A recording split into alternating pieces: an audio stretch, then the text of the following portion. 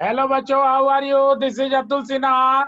We are going to discuss today the next lecture of biology.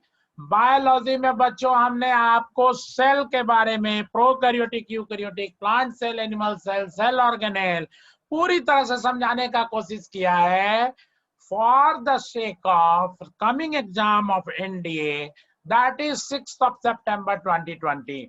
इसके साथ सभी UPSC के एग्जाम के लिए बच्चों आपको ये लेक्चर बहुत इंपॉर्टेंट है।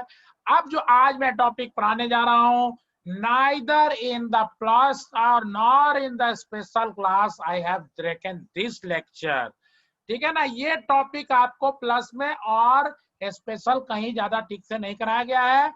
But now I am going to launch this lecture on the YouTube channel so that all people get benefited. That is cell cycle and cell division. Cell division आप पढ़ते आए हैं, हम लोग भी पढ़ते रहे हैं। बीइंग ए बायोलॉजी स्टूडेंट आप भी पढ़े हैं, 10th तक हम भी पढ़े हैं। बट इसका पूरा का पूरा शुरुआत और and, from where to start, where to it is end, and what is going on in this, it is very difficult to assess. So that's why I want to make the thing very simple। ये lecture आपको बहुत अच्छी तरह से समझने में मदद करेगा अगर आप ध्यान देंगे, अगर इस पे आप अपना कंसंट्रेट करेंगे। You will most get benefited most. Cell division एक छोटा सा करा दिया जाता है, अगर नॉन मेडिकल के बच्चे हैं तो उनको समझने में भारी दिक्कत आएगी। ज्यादातर डिफेंस के एग्जाम के जो एस्पिरेंट्स हैं वो नॉन मेडिकल के ही हैं। तो that's why I want to say that this point is should be made it clear कि कैसे सेल साइकिल और सेल डिवीजन में क्या डिफरेंस है, हम उसी पे चर्चा करेंगे आपको बच्चों आज in this lecture. Come to the point, cell cycle क्या है। In 1873 Strasburger that is proposed that nuclei are formed from pre-existing ones। जैसे हम कहते हैं कि life originate from pre-existing life, तो उसी तरह से 1873 में स्ट्रासबर्गर ने सिमिलरली क्या कहा, प्रपोज किया कि nuclei are form from pre existing one.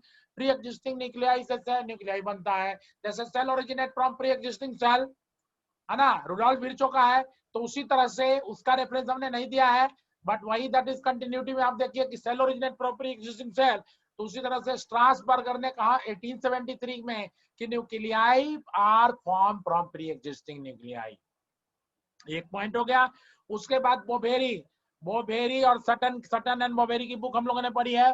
Boveri 1879 and Fleming 1879 and 1880 में क्या क्या studied the detail of the somatic cell division. Soma मतलब body, somatic cell and reproductive cell. There are two broad division of the cell in our body, है ना। Living organism में दो तरह के सेल की चर्चा होती है, सोमैटिक सेल मतलब वेजिटेटिव सेल मतलब ग्रोइंग सेल जिससे बॉडी बनता है, और रिप्रोडक्टिव सेल को जर्म सेल कहते हैं।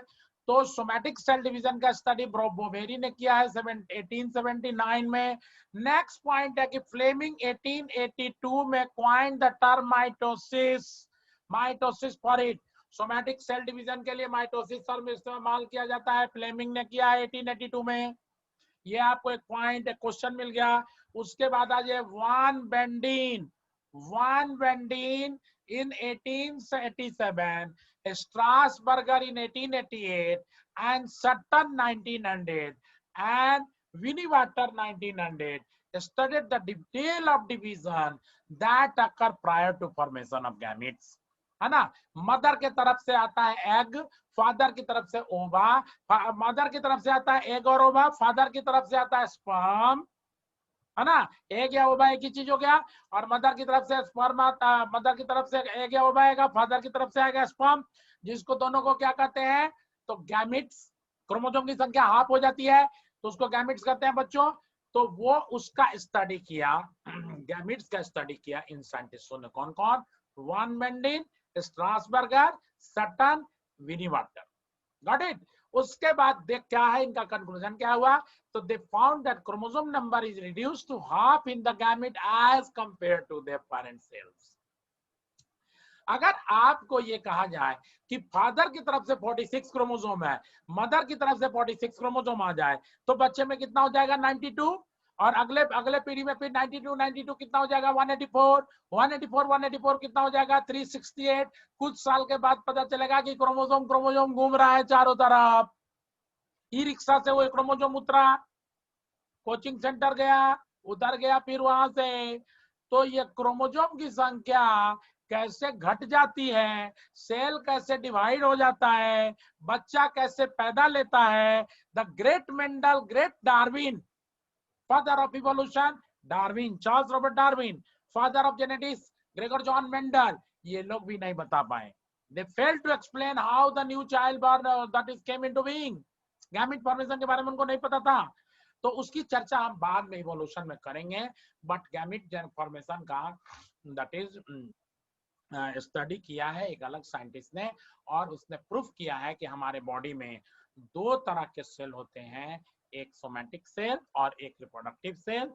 और सोमा मतलब बॉडी सेल होता है, उसमें माइटोसिस होता है, और मियोसिस जो होता है वो दैट इज गैमेट फॉर्मेशन के समय होता है। और उसमें क्रोमोसोम की संख्या फादर की तरफ से हाफ, मदर की तरफ से हाफ, दोनों कंबाइन करके बनाता है दैट इज जाइगोट, जिसमें क्रोमोसोम की संख्या हो जाती है 46, और उसके बाद फिर डिवाइड होने लगता है माइटोटिक सेल डिवीजन। आपको बहुत अच्छी तरह से क्लियर कर दूं कि दो सेल आके फ्यूज होता है तो एक जाइगोट बनता है, ये आपको पता है। तो फादर की तरफ से मेरा पॉइंट है कि 46 क्रोमोसोम होगा, मदर की तरफ से 46 क्रोमोसोम हो जाएगा, तो दोनों मिलके हो जाएगा 92। तो इसके लिए गॉड ने एक बहुत ब्यूटीफुल फेनोमेना दिया है जिसको कहते हैं कि chromo that is gametogenesis.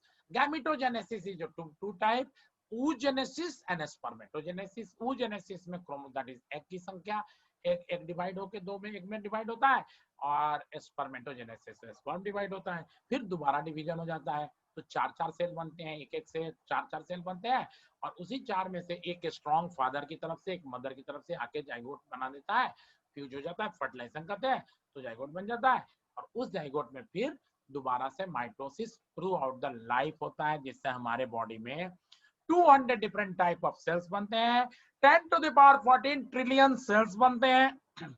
10 to the power 14 trillion cells हमारे बॉडी में होते हैं approximately.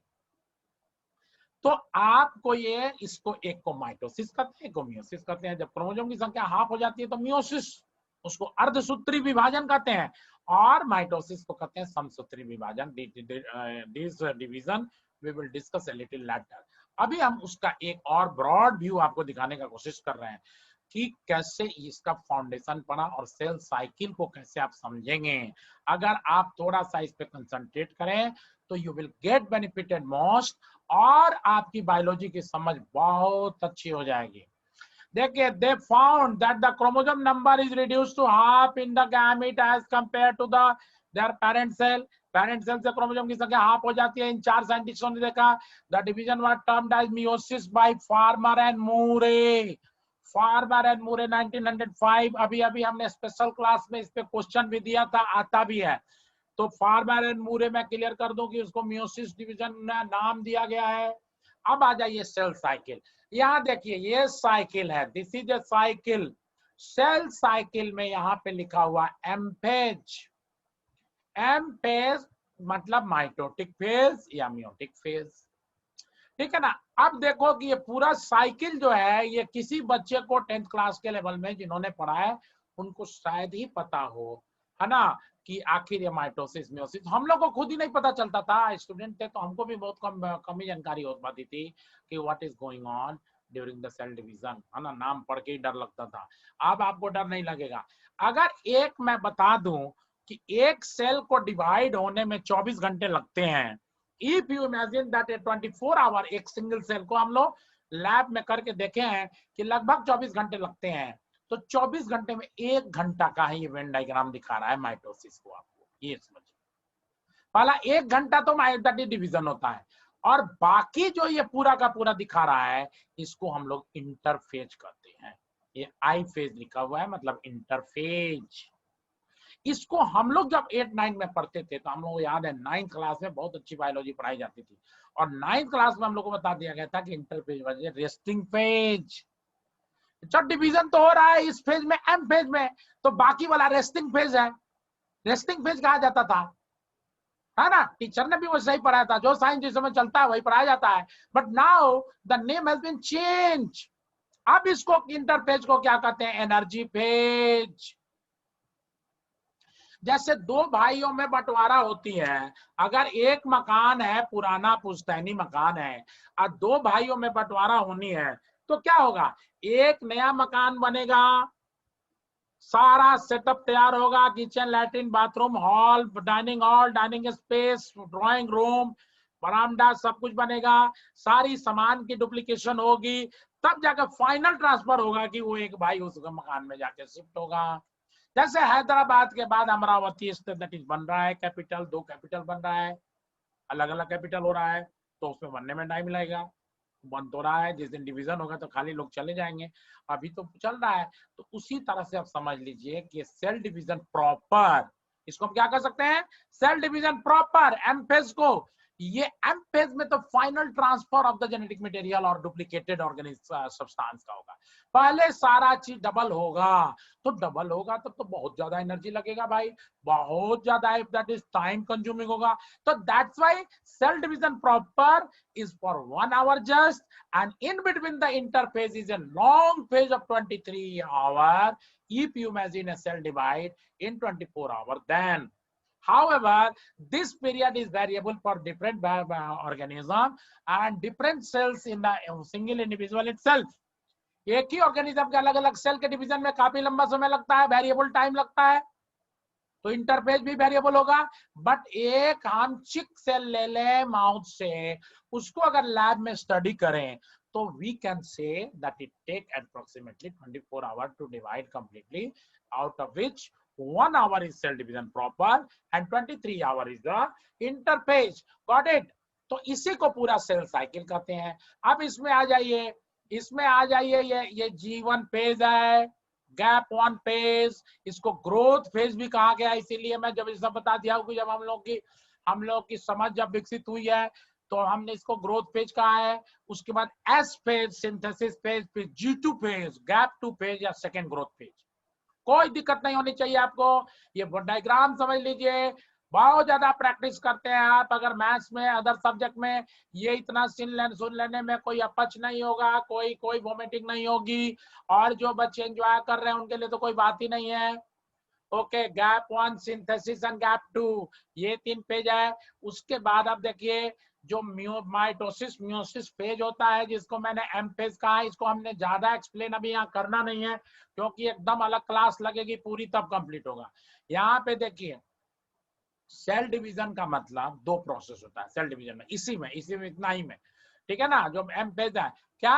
One is called karyokinesis, another one is called cytokinesis. Caryon means nucleus. Prokaryotic cell you have already learned. Pro means early, caryon मतलब nucleus, early nucleus. U मतलब advanced, caryon means nucleus, advanced nucleus. So in the same way, cell division occur in 2 ways. Cell division proper occur in 2 steps. Better you can say one is called karyokinesis, means division of nucleus. Caryon means nucleus, so division of nucleus. And cytokinesis, division of cytoplasm.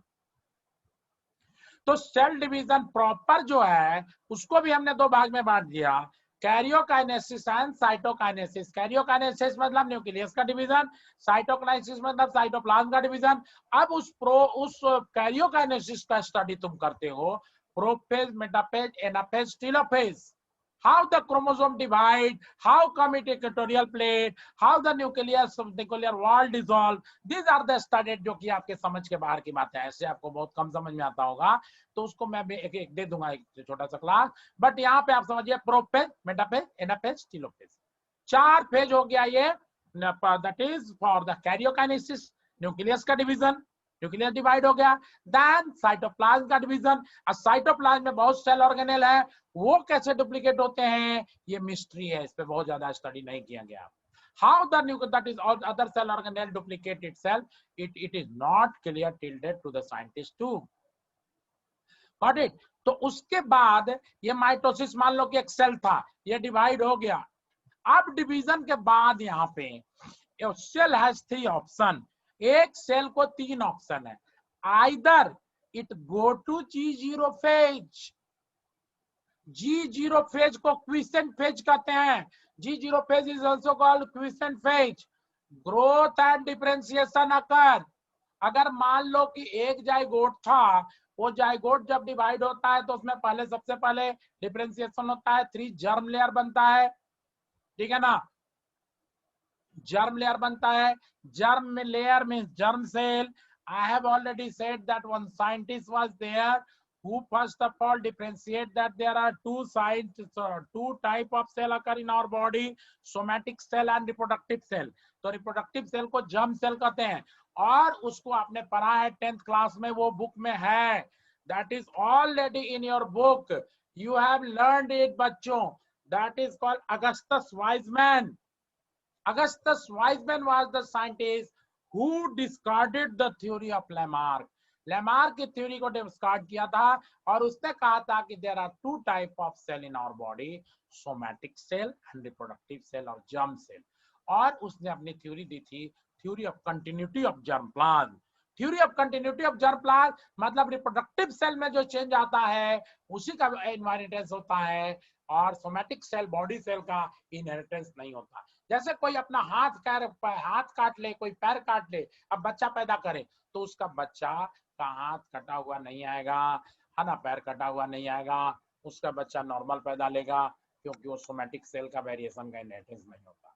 लेकिन अगर reproductive cell में कोई changes आ जाए तो that will inherit. So that's I want to make a point that neither Mendel nor Darwin explain about the somatic cell and reproductive cell. बड़ा vague answer दिया है Mendel ने भी, डार्विन ने भी, इन लोगों ने कुछ नहीं कहा है, although they were the great scientists. तो मैं कह रहा था कि यहाँ पे अगर मान लो कि माइटोटिक सेल डिवीजन के में दैट इज कैरियोकाइनेसिस साइटोकाइनेसिस हुआ, तो डिवीजन के बाद अब सेल के पास 3 ऑप्शन है। Either the cell differentiation occur, differentiation मतलब स्किन बन गया, स्किन बन गया, तो स्किन बन गया तो स्किन का सेल बन गया, प्रोटेक्शन हो गया, हार्ट का सेल बन गया, ब्लड का सेल बन गया, तो डिफरेंशिएशन हो गया मतलब स्पेशलाइजेशन। और enter in the division page, तो ग्रोथ 1 में जाएगा, अगर तुरंत डिवाइड होना है उसको तो ग्रोथ 1 में जाएगा, ग्रोथ भी होगा उसके बाद इसमें जाएगा। और थर्ड ऑप्शन है कि wait here, either have to go to this side और दिस साइड। सेल डिवीजन के बाद सेल के पास 3 ऑप्शन है, या तो वो दैट इज स्पेशलाइज हो जाए, है ना, तो G0 फेज कहते हैं उसको, क्विसेंट फेज कहते हैं। क्विसेंट फेज में क्या होता है, किसी किसी सेल का क्विसेंट फेज पूरे लाइफ का होता है। जैसे हम लोग का नर्वस सेल का डिवीजन होता ही नहीं, जन्म के बाद ग्रोथ ही नहीं होता है, ठीक है ना। जो जितना बढ़ गया उसमें डिवीजन नहीं होगा, तो वो जिंदगी भर के लिए हो गया, वो G0 फेज में चला गया। G0 फेज को क्विसेंट फेज में बोला, और नहीं तो डिवीजन पेज में चला गया, या तो वही कुछ घंटे, कुछ महीने, कुछ दिन वेट करे कि हम डिवाइड करें कि स्पेशलाइज। Got it. अब आ जाइए सेल साइकिल को मैं बता दूं, थोड़ा सा आपको हार्ड फैक्ट जान लेना होगा कि cell cycle Harvard and Pelc ने दिया है 1953 में, बहुत लेटेस्ट डेवलपमेंट है। Cell cycle was properly studied by Harvard and Pelc 1953। He is a genetically controlled, जिसको कि मैं अमिट कर दिया हूं, ये मेडिकल के बच्चों को मैं कराता हूं, आपके लिए जरूरी नहीं है, इतना चाहिए कि सेल डिवीजन भी जेनेटिक कंट्रोल है। Genetically controlled series of change that occur in a newly formed cell by which it duplicates, its contents undergoes growth and divide to form 2 daughter cell। एक सेल से 2 cell बन जाता है, वो पूरा event को cell cycle कहते हैं, जो कि मैं यहाँ पे आपको वेन डायग्राम से शो कर रहा हूँ। occur in coordinated manner and are under genetic control। very important point, अगर ये आप समझ गए तो यही जेनेटिक कंट्रोल फेल हो जाता है तो बच्चों उसको कैंसर कहते हैं। कैंसर का मतलब क्या हुआ, uncontrolled cell of the division of the cell of the body parts, any body parts, किसी भी बॉडी का पार्ट में जेनेटिक कंट्रोल। एक होता है आपको कॉन्टैक्ट इनहिबिशन, क्या कहते हैं हम, कॉन्टैक्ट इनहिबिशन। अगर एक सेल डिवाइड हुआ, उसके बगल में दूसरा सेल है, जैसे एक चेयर पे तुम बैठे हो, बगल में दूसरे चेयर पे बैठा है, उससे बॉडी टच होने लगेगा तो तुमको लगेगा ना कि अब इधर हमको नहीं जाना है। तो उसी तरह से सेल डिवाइड होकर जब दूसरे सेल के साथ कांटेक्ट में आ जाता है तो उसको लग जाता है कि अब बगल में दूसरा सेल है, तो जेनेटिकली कंट्रोल वो डिवीजन और ग्रोथ रुक जाता है, तो उसको कहते हैं कॉन्टैक्ट इनहिबिशन। कांटेक्ट में आने पे ग्रोथ रुक जाना, कांटेक्ट इनहिबिशन, इनहिबिट हो जाना मतलब रुक जाना। तो यही कांटेक्ट इनहिबिशन फेल हो जाता है। अगर कंट्रोल फेल हो गया तो दैट इज कैंसर, वो कैंसरस हो गया, वो सेल बिहेव। अब ब्रॉडली ऐसे तो हम 25 तरह के कैंसर कराए हैं बच्चों को मेडिकल में, लेकिन ब्रॉडली 2 तरह का होता है। एक होता है that is malign cancer, malignant cancer, malignancy. एक होता है बेनाइन। बेनाइन कैंसर का मतलब कहीं पे कैंसर नहीं है, वो ट्यूमर है, कहीं बॉडी में ग्रोथ हो गया है, अनवारंटेड ग्रोथ है, गिल्टी बना हुआ है और वो आगे नहीं बढ़ रहा है। आगे नहीं बढ़ रहा है तो उसको लोग डॉक्टर कहता है छोड़ दो, रहने दो, ऐसे ही रहने दो। ज्यादा डर है तो उसको काट के हटा दो, ऑपरेट कर दो, सबसे बेस्ट इलाज है। लेकिन वो ऑपरेट करके हटाया जाए, वहां पे एक भी सेल छूट गया, अगर वो दोबारा ग्रोथ होने लगे तो दैट इज कॉल्ड मेलाइनेंट मेलिनेंसी। अब मेलिनेंसी में जान जाने की ज्यादा चांस होती है, बेनाइन कैंसर का कम खतरनाक है। मेलिनेंसी कभी भी कोई ट्यूमर है तो कभी भी मेलाइनेंट हो सकता है। तो ये सब पॉइंट है, ठीक है। अब आ जाइए, तो सेल डिवीजन का मैं बता दिया कि जेनेटिकली कंट्रोल्ड ये साइकिल चलता है, बहुत रेगुलेटेड है, और इसमें कहीं भी छेड़छाड़ हुआ तो फिर बॉडी में दैट इज म्यूटेशन आता है, और वो म्यूटेशन ज्यादा लंबे समय तक हो जाता है तो वेरिएशन आता है। This will be dealt in the evolution chapter बच्चों, occur in coordinated manner and under genetic control we have already discuss. अब आ जाइए, interphase is a series of change that takes place in a newly formed cell and its nucleus before it becomes capable of division again। अरे बच्चा बड़ा होगा, पैदा लेगा, बड़ा होगा, उसका शरीर पूरा सुगठित होगा, तैयार होगा, तब तो रिप्रोड्यूस करेगा। तो वही सेल अपना फिर से डिवीजन करने के लिए ये G1 S और G2 में अपने आप को तैयार करता है।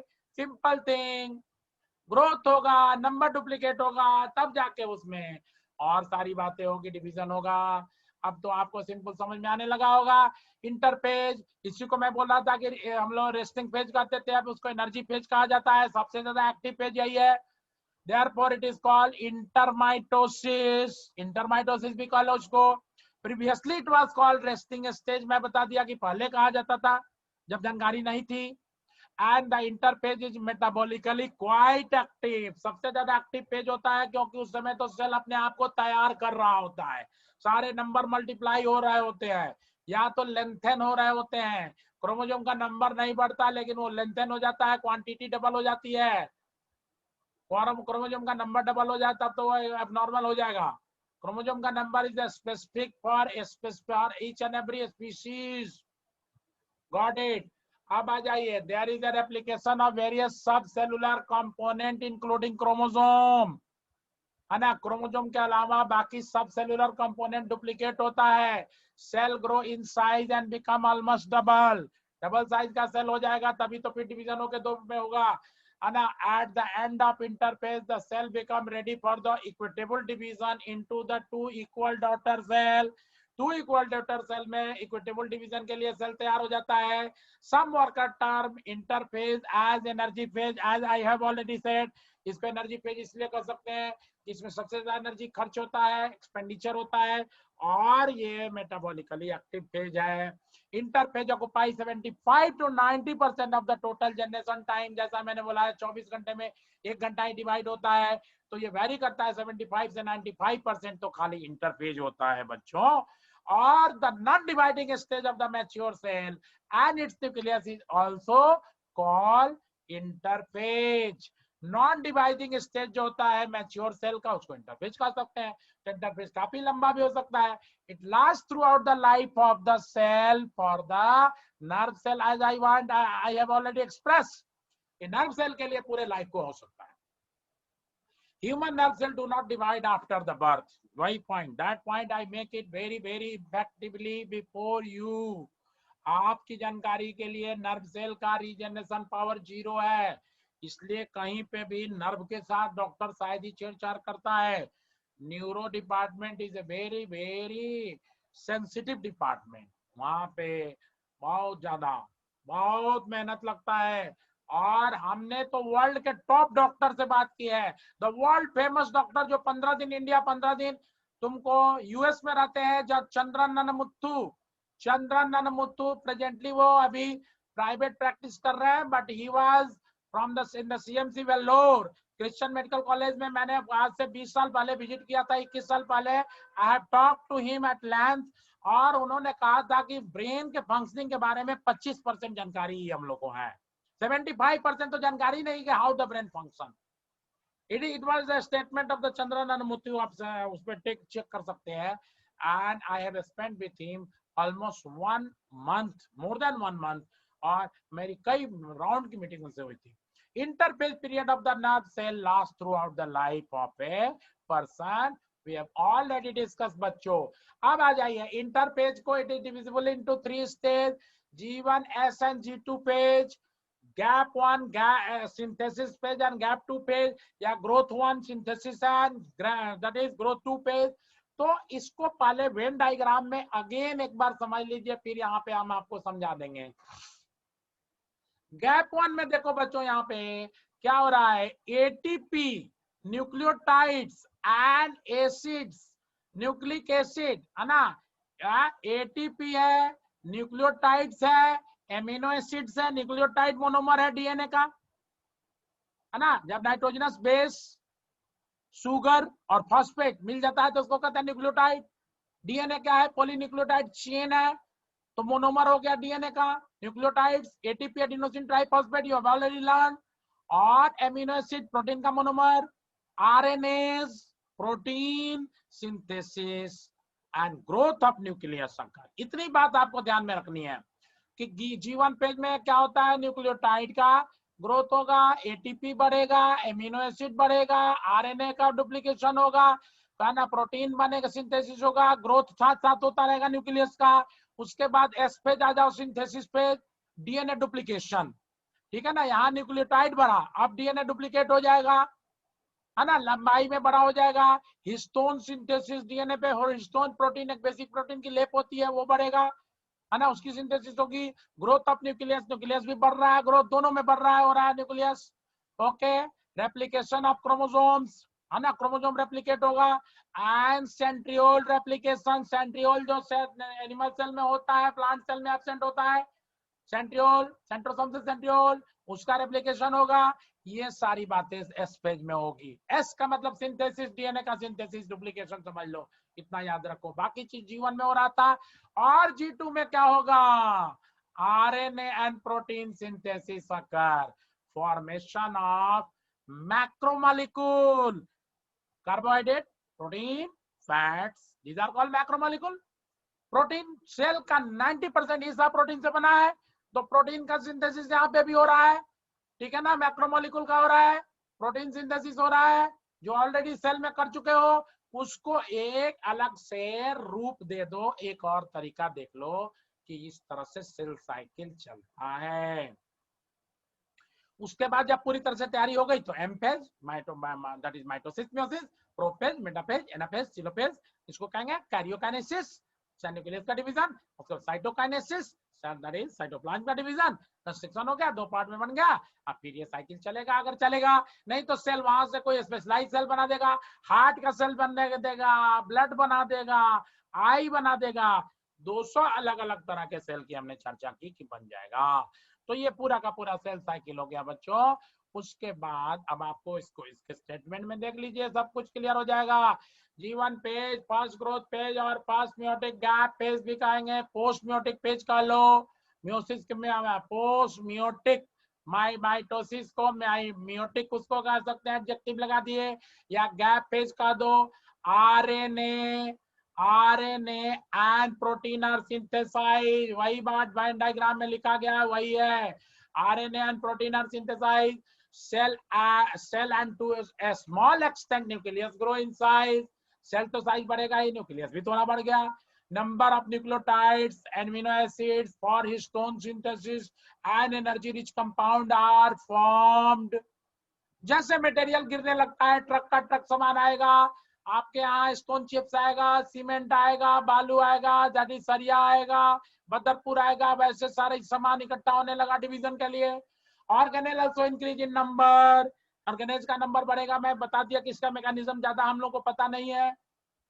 Gap 1 phase, a cell have 3 options. What I have already discussed under discussing the Venn diagram.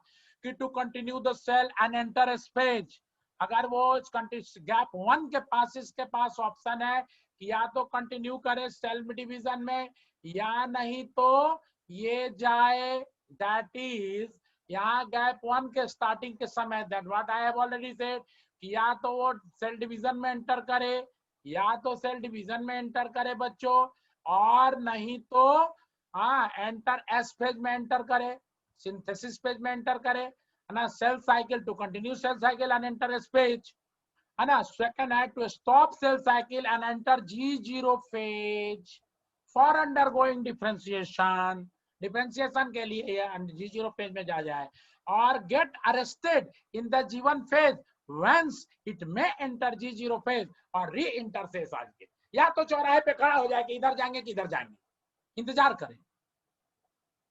The deciding factor is availability of mitogen and storage of energy rich compound। अब यहाँ पे आपको उतना डिटेल में नहीं जाना है। माइटोजेन है ना, दैट इज वहां चेंज करने के लिए कुछ माइटोजेन होते हैं, कुछ चेक पॉइंट होते हैं सेल साइकिल में, उसकी चर्चा यहाँ पे संभव नहीं है। तो माइटोजेन या स्टोरेज एनर्जी कितना है और एनर्जी रिच कंपाउंड कितना है, इस पे डिपेंड करेगा। And once the checkpoint of G1 phase is crossed, cell will go on uninterrupted till it is completed। अगर यहाँ से G1 फेज के बाद क्रॉस कर गया तो नॉर्मली सेल डिवाइड होता रहेगा, सेल डिवाइड होता रहेगा। तो these are the point which we have already discuss, उसको और मैं क्लियर कर दिया। अब यहाँ पे डिफरेंशिएशन एक मैं चाह रहा हूं कि आपको वर्बली समझा दूं, है ना, ये भी आपको बहुत आसानी से समझ में आ जाएगा, वेरी वेरी लूसिड वे में, और आपको कोई प्रॉब्लम नहीं आएगी। जैसे मान लो कि हमने अभी बोला कि स्किन का सेल बन गया, तो स्किन सेल डिफरेंशिएशन हो गया। डिफरेंशिएशन मतलब रूपांतरित हो गया, उसका रूपांतरण हो गया कि अब वो हमारे को प्रोटेक्शन देगा, तो डिफरेंशिएटेड सेल है। अगर किसी को इंजुरी हो जाती है, कहीं पे कट जाता है, कहीं पे भी बॉडी में कट मार्क आ जाता है, कट जाता है तो क्या होता है, ब्लड क्लॉटिंग होती है, तो ब्लड में हम लोग देख लेंगे। लेकिन वहां पे 2 दिन 3 दिन में देखोगे कि रेड रेड कलर का मसल्स बनता है ना, वहां पे फिर मसल भरता है ना, घाव भरता है ना। तो डिफरेंशिएटेड सेल जो था स्किन का, अब वो स्किन प्रोटेक्शन दे रहा था, वो वहां पे डी डिफरेंशिएटेड हो जाता है, डी डिफरेंशिएटेड हो जाता है, वापस वो डी डिफरेंशिएटेड हो जाता है। मसल बना दिया, अब फिर रीडिफरेंशिएटेड हो जाता है, फिर तो 15 दिन, महीना दिन, 2 महीना, 4 महीना के बाद वो स्किन के कलर में मिल जाता है। तो as a matter of fact 4 तरह का सेल में दिखा, फिर से डिस्कस कर रहा हूं, फिर से समझो। जाइगोट है, जाइगोट डिवाइड हुआ, 3 लेयर बनते हैं, ectoderm, endoderm, mesoderm, 3 germ layer बनते हैं, इसलिए हम लोग ट्रिप्लोब्लास्टिक एनिमल है। तो वो तीनों जर्म लेयर जब बना, और उसके पहले जब जाइगोट डिवाइड होकर 100 सेल तक रहा, तो वो अनडिफरेंशिएटेड सेल था। अगेन वहां पॉइंट 1 से समझो, अनडिफरेंशिएटेड सेल होता है हमारे बॉडी में पहले, अनडिफरेंशिएटेड, जिसका डिफरेंशिएशन नहीं है, नहीं पता है कि हार्ट बनाएगा कि ब्लड बनाएगा कि क्या बनाएगा। अनडिफरेंशिएटेड सेल जब स्किन बना दिया, हार्ट बना दिया, ब्लड बना दिया, बोन बना दिया, तो क्या हो गया, डिफरेंशिएटेड हो गया। अनडिफरेंशिएटेड से डिफरेंशिएटेड हो गया। एंड डिफरेंशिएटेड के बाद जब कहीं हमारे को इंजरी हो गई, कहीं टांके लगे, तो वो दैट इज डी डिफरेंशिएटेड हो गया। डी डिफरेंशिएटेड होगा, वापस अनडिफरेंशिएशन में गया, तो उसको कहेंगे डी डिफरेंशिएटेड। अब फिर वो रीडिफरेंशिएटेड हुआ, फिर जाके मिल गया। आप जाएंगे डॉक्टर के पास, कहीं जले हुए पोर्शन को लेके दिखाएंगे बॉडी में, कहीं किसी को इंजरी से, भगवान ना करे किसी का जल जाए, लेकिन जल जाता है। कई बार हमारा पैर में जल गया है, मैं डॉक्टर के पास गया हूं, डॉक्टर कहता है कि भैया इसको कुछ नहीं करना है, आप 1-2 साल छोड़ दो, ये अपने आप मिल जाएगा। बात समझ गए? तो वहां पहले अनडिफरेंशिएटेड सेल हमारे बॉडी में होता है। जन्म के पहले जो सेल में जब बॉडी ऑर्गन सिस्टम नहीं बना होता है तो अनडिफरेंशिएटेड होता है। उसके बाद ऑर्गन सिस्टम बन जाता है तो वो डिफरेंशिएटेड हो जाता है। फिर इंजुरी होती है तो डी डिफरेंशिएटेड होता है। और फिर उसके बाद वापस अपने में मिल जाता है तो रीडिफरेंशिएटेड होता है। तो 4 तरह के सेल हो गया, 4 तरह का सेल हो गया, अनडिफरेंशिएटेड, डिफरेंशिएटेड, डी डिफरेंशिएटेड, रीडिफरेंशिएटेड। बहुत अच्छा। अगर ये समझ में आ गया तो वेल एंड गुड, नहीं आया आगे बढ़ जाओ। ओके क्या है G1 पेज में? It is G1 phase cell has 3 option discuss, we have already discuss. ये क्या करना है, उसको आगे जाना है कि अनइंटरप्टेड चलता रहेगा तब जब कोई म्यूटेशन नहीं होगा। नॉर्मल की बात हो रही है, अब नॉर्मल में तो म्यूटेशन हो गया तो रुक जाएगा वहीं पे। अब आ जाओ S page. S page synthetic page कर सकते हैं, क्रोमोसोम रेप्लिकेट होता है, यहाँ पे मैं बता दिया। डीएनए मॉलिक्यूल फंक्शन है template and from the form the carbon copy.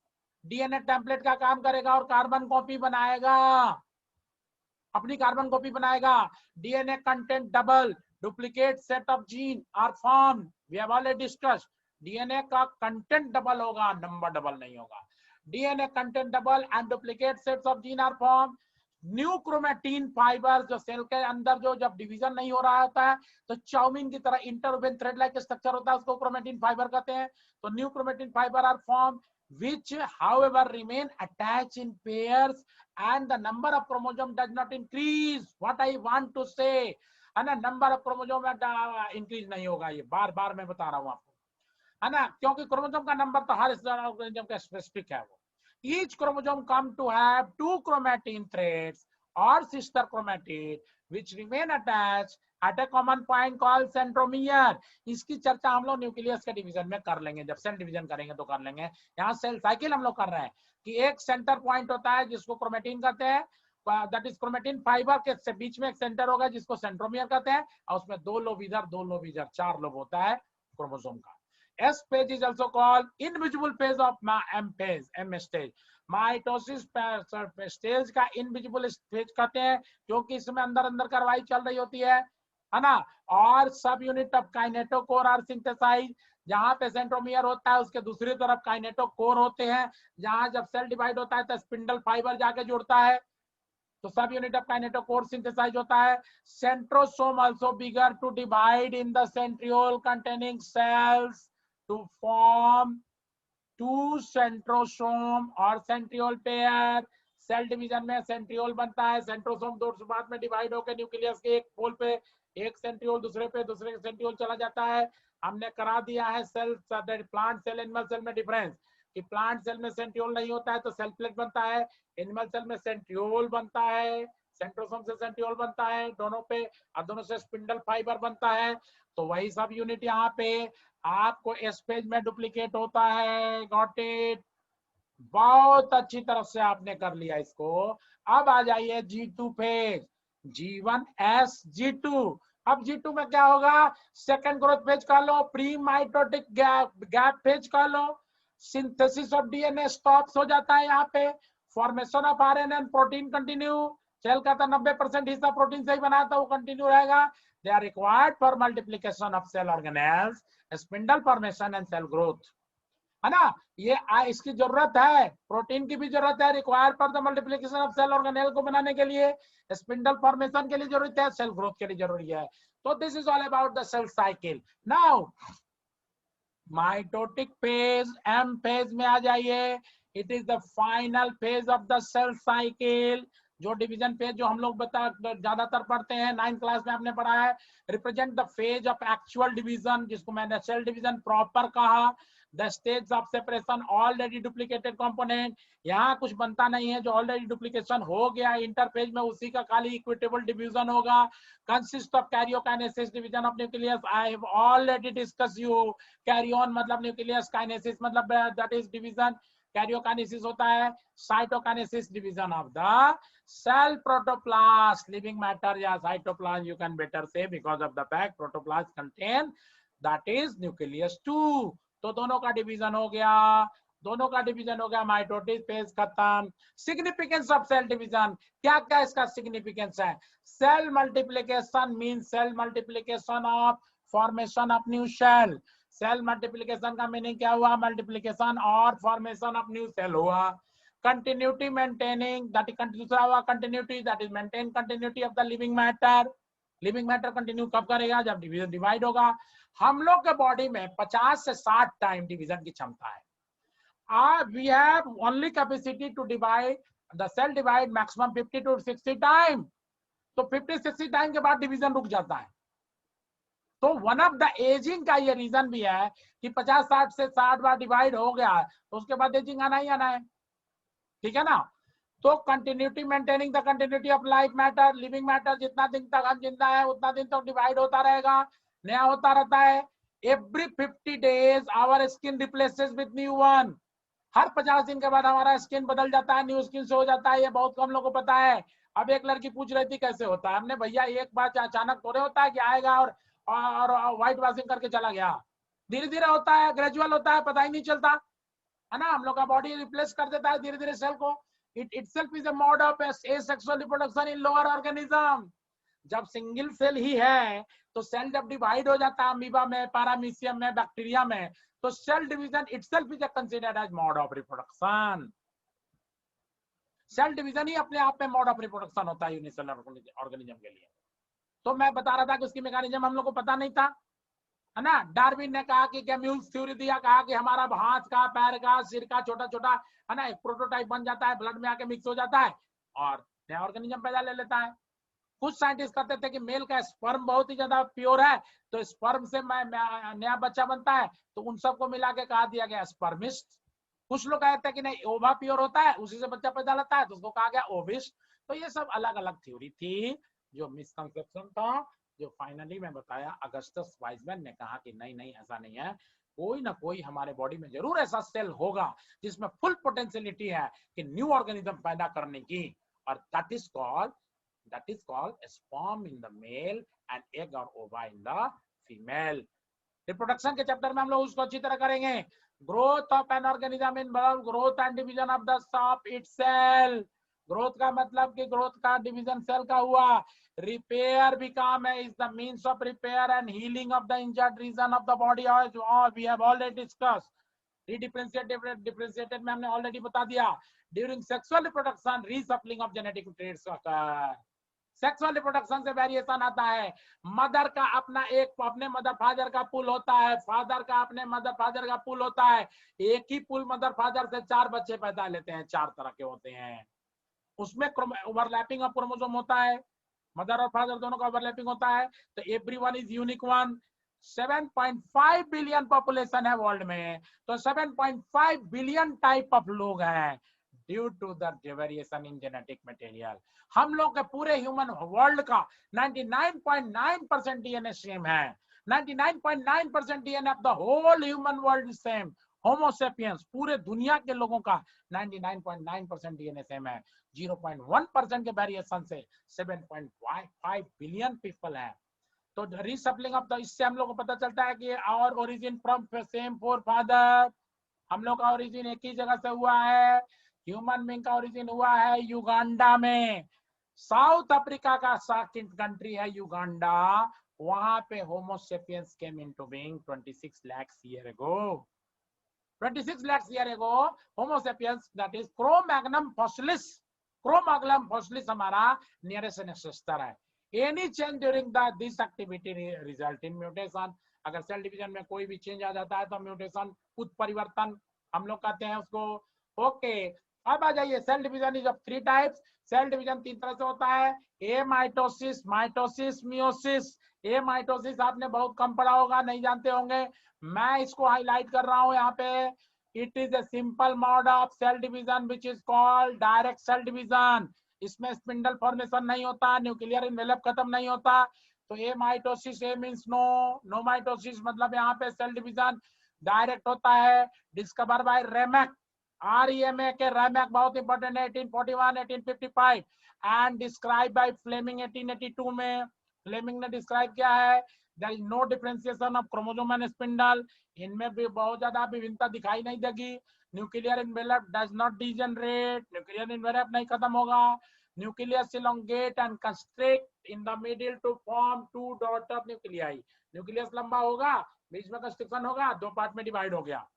Centripetal construction जैसा मैंने बताया था कि एनिमल सेल में होता है, वैसे ही यहाँ पे होता है, of the cytoplasm to form 2 daughter cells and is not a regular method of division। ये माइटोसिस बहुत ज्यादा डिस्कस नहीं किया जाता है क्योंकि regular mode of reproduction, mode of division नहीं है सेल का, because it does not divide the nuclear matter equitably.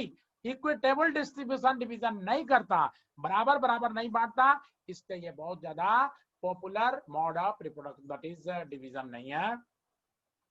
फिर हम लोग पढ़ क्यों रहे हैं, तो because it occur in metabolic nucleus, metabolically active nucleus में, मेगा न्यूक्लियस और पैरामीशियम में होता है, सम प्रोटोजोआ में होता है, और also occur in disease cell में होता है।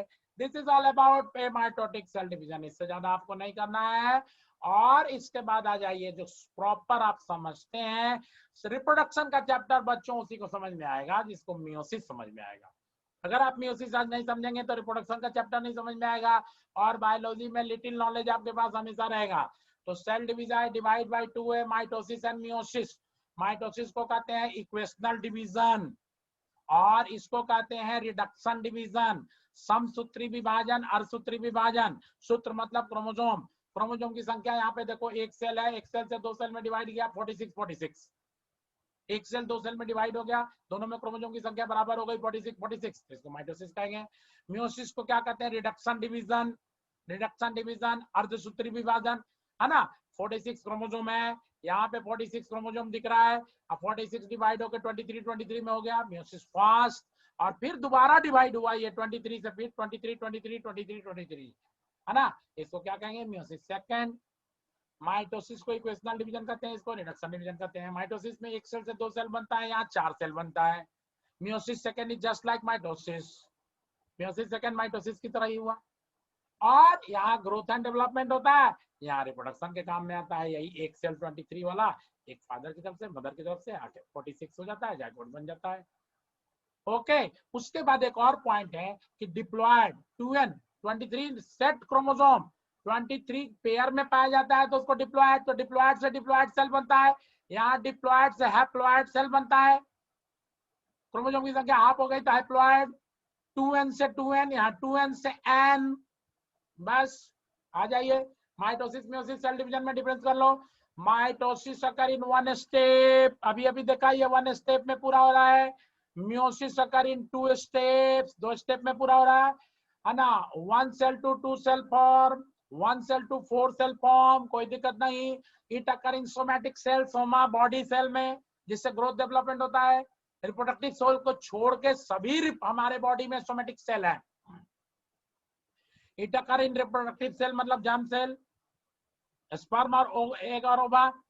Reproductive cell only at the time of gamete formation, gamete formation के समय, जब यंग लड़का 18-20 साल का होगा, जब स्पर्म बनना शुरू होगा, उस समय फीमेल में एग और ओवा हर महीने में दैट इज डिवाइड होगा उसमें, है ना। The number of chromosome remain the same in the daughter cell as in the mother cell, the number of chromosome reduce to half in the daughter cell as in the mother cell, and growth and development takes place in through mitosis, mitosis के through growth and development होता है, and it maintain the number of chromosome in the next progeny same as in the parent generation, है ना। parent generation के जैसा ही next progeny में कर जाता है क्रोमोसोम की संख्या। although it is a reduction division, chromosome की संख्या हाफ हो रही है, लेकिन कंट्राडिक्शन क्या है कि क्रोमोसोम की संख्या बराबर करता है, क्योंकि दो पेरेंट से आना है, आधा मदर की तरफ से, आधा फादर की तरफ से। Got it. तो दिस इज ऑल अबाउट बच्चों, this is Atul Sinha from Unacademy platform. आपको पढ़ाते पढ़ाते मैं बार बार भूल जाता हूं कि मेरे को आपको मेन इंफॉर्मेशन देना है कि this is A class that is I have taken on the Paradise Study Campus channel, and your point is that this lecture is going to be that is very very important because of the fact I am going to launch a new batch on 10th of August itself. 10 अगस्त को मैं launch कर रहा हूं बच्चों नया batch, that is on Unacademy platform for CDS CAPF FCAT, और उसमें आप मेरे कोड का इस्तेमाल करके एडमिशन ले सकते हैं, and you will get 10% discount, 10% का डिस्काउंट मिलेगा अगर आप CDS CAPF। इसमें 100 लेक्चर है, जिसमें कि 100 लेक्चर में साइंस एंड इकोनॉमिक्स कराऊंगा। Very very important topic economics, that is modern India, that is इस समय जियो इकोनॉमिक पॉलिसी जो चेंज हुआ है, पर डे चेंज होता है, एंड यूपीएससी के जो डायनेमिक क्वेश्चन आते हैं, keeping all those point in mind, I have that is launch this batch for the CDSC APFS CAT, और आपको कभी कोई प्रॉब्लम नहीं होगी। ज्यादातर क्वेश्चन मेरे नोट से ही आते हैं। It is the sharing of all students, previous students, और आप ही के दैट इज रिक्वेस्ट पे मैं यहाँ पे यूट्यूब पे ये चैनल लॉन्च किया हूँ, और आई एम होपिंग कि मैं 2 से 3 महीने के अंदर, है ना, मोस्ट प्रोबेबली 6 सितंबर के पहले ही ज्यादा से ज्यादा तुमको टॉपिक लॉन्च कर दूं यहाँ पे जिसका। तो आप इस चैनल को सब्सक्राइब करें, because I have also make in mind कि जिस दिन मेरे 1000 सब्सक्राइबर हो जाएंगे उसी दिन मैं लाइव आने लगूंगा, और लाइव आऊंगा तो आपको एंजॉय करेंगे आप इस क्लास को। आपने बहुत क्लास पढ़ी होगी, बट इस तरह का अपनी भाषा में जिस तरह से आप लाइक कर रहे हैं, इसको पूरी तरह से गो थ्रू हो जाइए। गो थ्रू, मैंने सारी की सारी बातें आपको डिस्कस कर दी। अगर जरूरत पड़ा तो एक्सेल डिवीजन का पॉइंट करा देंगे, और नहीं तो अगली पॉइंट चलेगी, अगला टॉपिक रेस्पिरेशन हम लोग करेंगे। तो आप अनअकैडमी के अतुल सिन्हा, मेरा कोड वर्ड सिर्फ है अतुल सिन्हा, कोड वर्ड इस्तेमाल कीजिए। सीडीएससी एपीएफएस कैट के बैच में शामिल हो जाइए, और 3 महीना आपको कंप्लीट मिलेगा, उसमें पूरी तैयारी होगी, और आप हमारे प्लस क्लास को भी देख पाएंगे। ओके, सी यू बच्चों, bye bye, and enjoy this video till time, till next video come. Okay, मेरे गाने तो आप सुन ही रहे हैं, और लेक्चर को भी थोड़ा उसी तरह से पसंद कीजिए जैसे आप गाने को पसंद कर रहे हैं। दोनों को पसंद कर रहे हैं, लेकिन नंबर वहां पे ज्यादा दिख रहा है। इंटरटेनमेंट भी होना चाहिए। Okay, bye.